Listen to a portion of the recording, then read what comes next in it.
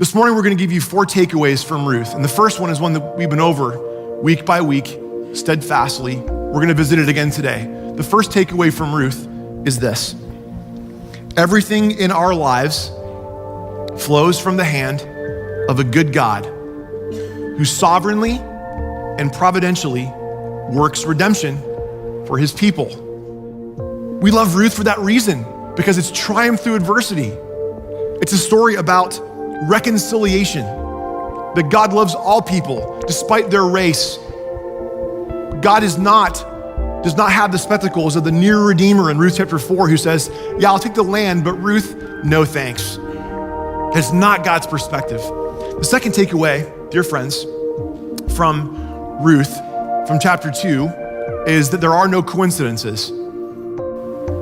John Piper said it this way: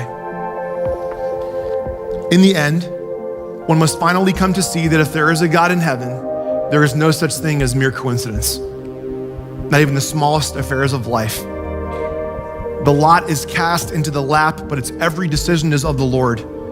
Not one sparrow will fall to the ground apart from your Father. The third takeaway is this: God is making his appeal through us.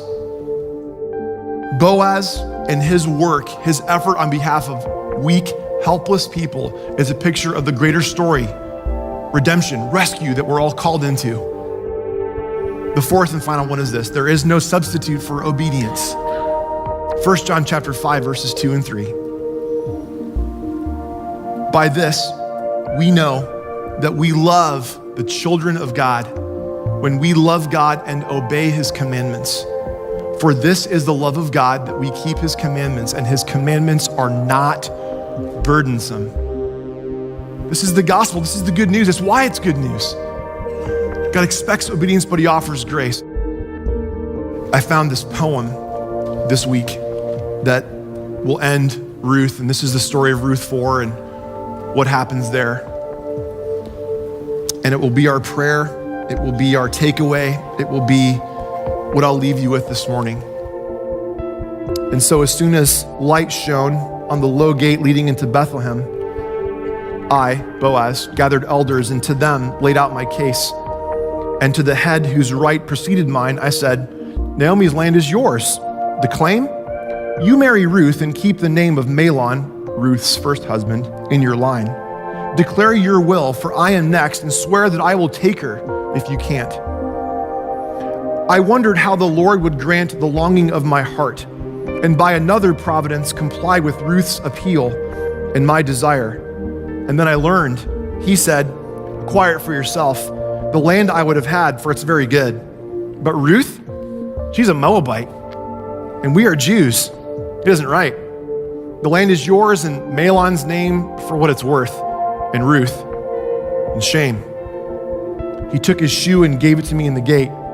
I turned and threw it out to Ruth among the crowd. She caught it like a wreath and bowed.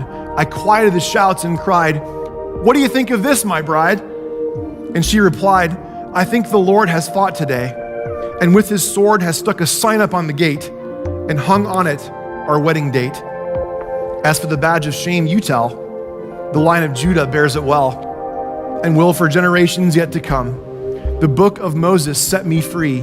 There is a mercy in the law of God beyond my skin. By faith, God makes a person right, be she a Jew or Moabite. O God, she was a rock of truth. Ignite in us the faith of Ruth.